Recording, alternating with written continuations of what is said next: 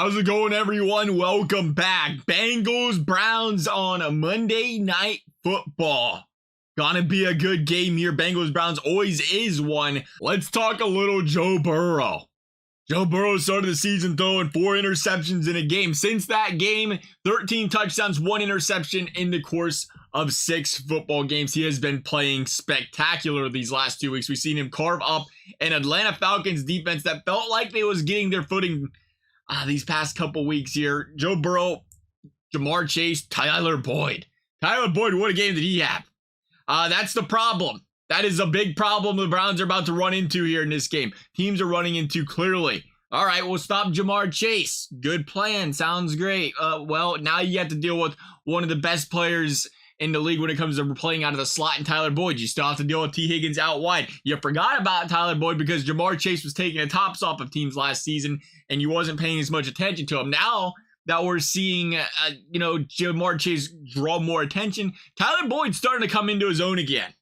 You're seeing Hayden Hurst open things up down low in the middle as well for this team at the tight end position. It's a really tough offense to stop through the air. Tough as it is, though, the interesting thing of it all, the Bengals and Joe Burrow are yet to beat the Cleveland Browns during the career of Joe Burrow so far in the NFL. Joe Burrow is 0-3 against the Cleveland Browns in his career, and part of that has been due to the fact that the Bengals have a very tough time slowing down the Cleveland Browns offense. It is a team that has matched up really well against the Cincinnati Bengals.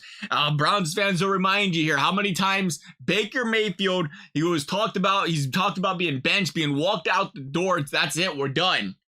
Cincinnati rolls into town, Baker Mayfield lights him up. All of a sudden, those talks go away for a little bit. In hindsight, it was just the way this team handled the Bengals defense. You got to give them a lot of credit. Of course, Mayfield no longer a Brown. I'll tell you who still is in Cleveland Brown, though. That would be Nick Chubb. Nick Chubb, who I believe is currently the best pure running back in the NFL right now. 5.9 yards per carry so far this season. He leads all running backs in rushing yards this season. And there's a really similar game script, or key to success, if you will, for both of these football teams.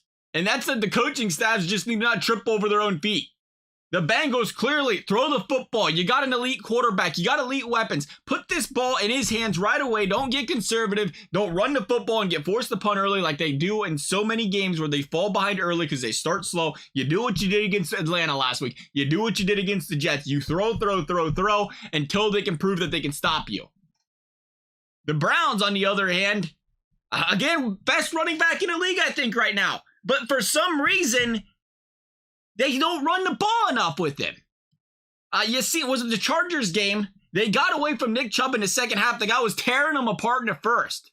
I don't know if they're too worried about getting Kareem Hunt the football in his 4 yards per carry, which is minuscule compared to Nick Chubb's 5.9 yards and Nick Chubb's just miraculous ability to just shed blocks, or shed tacklers, I should say, just run through guys. I don't know how you get away from him when you're winning the football game. I don't know how you beat a team like the Browns when you got a guy like Nick Chubb when they have the lead. But somehow the Browns find a way to lose games. That's the key.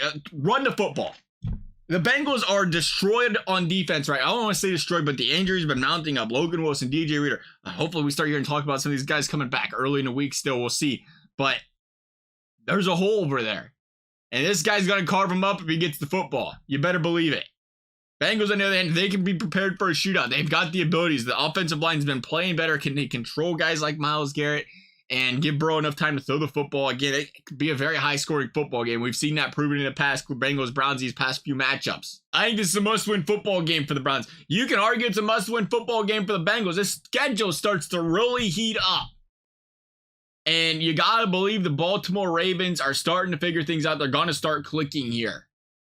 Right? Somebody's going to start running away with this division.